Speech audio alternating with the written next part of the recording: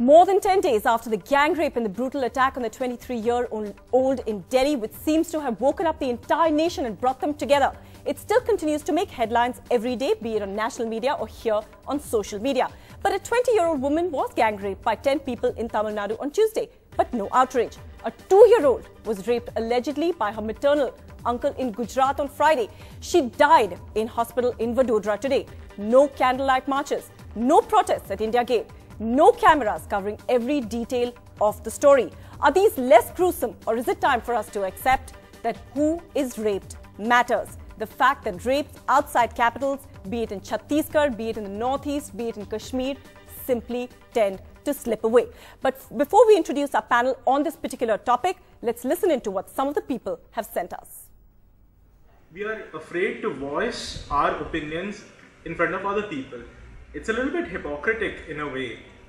It's imprinted in our psyche that we as people will not inconvenience ourselves for the fear of being judged by society as a whole.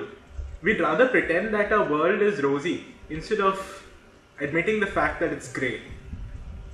We should come out and protest any form of rape, whether it occurs in a metro or whether it occurs in a village nearby you. Take a stand. That's all that matters.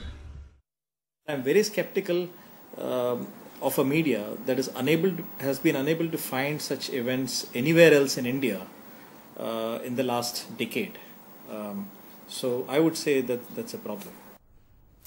All right, now we're joined now by Varisha Farasad in the studio. She's a lawyer and has been writing a lot on this as well. And we're also joined by Anjuman Ara Begum, who joins us from Guwahati. Ma'am, thank you for joining us. She's also a lawyer and has been researching a lot on this particular issue. We'll also be joined by the Khabar Lahariya people, who are a group of women in Banda who've been writing continuously and very assiduously on this entire issue. But before we go to them, Varisha, I want to begin with you. You've written a very strong piece in Kafala today, talking about how we've been banging on the media about the fact that, you know, the laws are effective, but there is no effective implementation. But you disagree with that.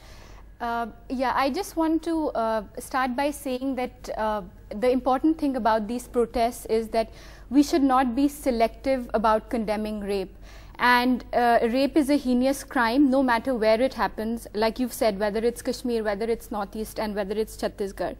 The problem has been that we've been discussing a lot and saying that there are certain laws that are not powerful enough to stop rape, and you know, they are not able to take care of the question of accountability for perpetrators of rape.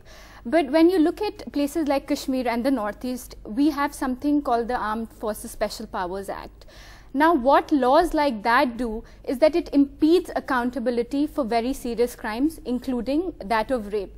So if we are talking about rape, if we are condemning rape, you know, in Delhi, in Gujarat, in Bihar, and elsewhere, then we also need to condemn these laws that are actually very, very draconian and that hamper accountability of security forces and other police officials when they commit such serious crimes. Right. So this does, in fact, also does tie into that larger debate about impunity, which has come up time and time again. But Anjum, I just want to bring you in, you know, that heinous rape that happened of that young girl from the Northeast in Dholakua, that was pretty hair-raising as well. But, you know, there has been no candlelight march on that at all. There has been no taking over, in a sense, of the capital on that particular case at all. Yeah, I mean, it has been a kind of issue. Like, I'm from Northeast India, and it's very difficult to reach the national media.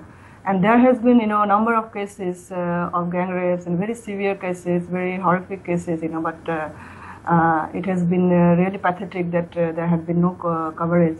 And if you remember 2004, the Manorama case in Manipur, that got highlighted because of some bare protest, because there was a strong protest, but it lasted only a few days, that the headline has gone. So, like as a researcher, like since I'm working researching on these issues of sexual violence. Like in 1998, on several women were continuously gang raped from 31st May to 2nd June in 1998 in a very remote place in Tripura. And that case was even discussed in the parliament, and there had been commission and many inquiries, but nothing happened. Like, I had been there in that remote village after trekking 2 hours. Then only I could reach the village. And then when I asked them, that they say that they are afraid and they never talked of the case. Yeah. So this is the kind of examples that there has been severe cases, but there has been hardly any media attention. Yeah. In fact, Anjuman, you're bringing up that argument Surya Narayan Ganesh just sent us on that video blog, saying that the national media does not seem to go beyond the capital. Accessibility is something we've talked about time and time again. But does that really make sense? Is that an argument that you buy, Parisha? No, I think it's really the political will to ensure that there should be accountability for all kinds of rapes and instances of sexual violence. And I think the media actually has a very, very important role to play. And I just again want to go back to Kashmir and say that in 2009, the Chopaya rape case happened. Yeah. And again, why wasn't a similar kind of outrage there for the Chopaya rape case? Because again, it was 2 very young women, and I want to use another example. In 2004 in Kashmir, there was a minor girl along with her mother who was raped in Badar Pain in Handwara district of Kashmir. An army major of the Rashtra Rifle was involved, and again, because the Armed Forces Special Powers Act gives immunity to the armed forces, he was tried not in a regular court of law but in court-martial proceedings. Sure.